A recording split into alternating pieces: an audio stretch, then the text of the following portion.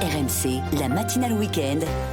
C'est déjà demain. Ça y est, il s'installe pour les innovations RMC avec Anthony Morel qui est donc là. Les bons conseils pour rouler moins cher ce matin. Bonjour Anthony. Bonjour. On nous annonce, on n'arrête pas de nous annoncer que ça va baisser et on attend cette baisse. En attendant, les prix à la pompe restent à un niveau très élevé et chacun le constate tous les jours. Alors les applis de comparateurs de prix entre stations-service connaissent forcément un succès incroyable et c'est de ça dont vous nous parlez ce matin Anthony. Sauf que ces applis, est-ce qu'elles sont vraiment efficaces ? Oui, alors c'est vrai qu'elles font un carton d'abord. Quand je regardais il y a encore quelques jours le classement des applications les plus téléchargées sur le Google Play Store par exemple, les trois premières, c'était pas WhatsApp, TikTok ou autre, c'était Essence Eco, Gasoil Ah oui. Now et Station la moins chère. Carrément. Donc c'est dire à quel point il y a un engouement autour de ces Des applications. téléchargements records. Téléchargement record, et c'est vrai que, alors à chaque fois le principe est un petit peu le même, c'est le GPS du téléphone qui vous géolocalise et on va vous indiquer en temps réel les stations les plus proches et les prix qu'elles proposent.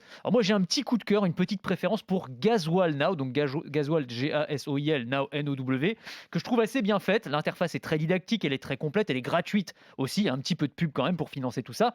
Donc on sélectionne la ville où on se trouve, on va voir s'afficher les petits logos qui correspondent aux différents types de stations-service et à chaque fois, un petit marqueur de couleur, vert, orange ou rouge, en fonction du niveau de prix. Quand on clique sur la station, on a toutes les informations, les prix des différents carburants, l'itinéraire le plus court pour s'y rendre et, chose importante, la date à laquelle les informations ont été mises à jour. Ça se fait quasiment en temps réel. On peut aussi déclencher des alertes de prix, des seuils pour savoir quand le carburant passe tel ou tel niveau à côté de chez moi. Elle connaît un succès énorme depuis le début de l'augmentation des prix.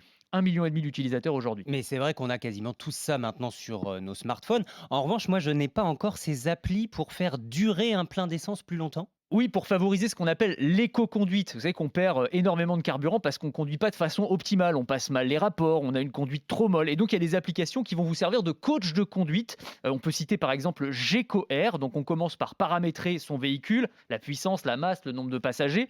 Tout ça, ça a une influence évidemment sur la consommation. Et ensuite, ce sont les capteurs du téléphone, l'accéléromètre, le gyroscope qui vont analyser en direct la douceur de l'accélération ou du freinage, le maintien d'une vitesse constante. Et qui nous engueule si Et on ne qui conduit pas assez exactement. écolo. Ou qui vous donne des petits conseils. Il y a même une application, parce que tout ça est transformé en une sorte de jeu vidéo. On peut se comparer aux autres automobilistes. Ah oui. Il y en a une qui affiche un verre d'eau.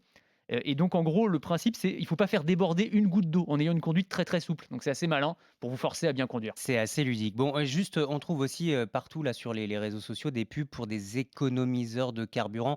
D'un mot, ça vaut le coup ou pas ? Non, il faut faire attention. Prudence, méfiance, on en trouve plein sur le marché. On vous promet des économies de carburant de l'ordre de 30%. Ce sont des boîtiers qui coûtent quelques centaines d'euros, Ouais. qu'on place au niveau de l'admission du carburant et qui va magnétiser le carburant avec un système d'aimant pour faciliter la combustion dans le moteur. Enfin, il y a différents modèles.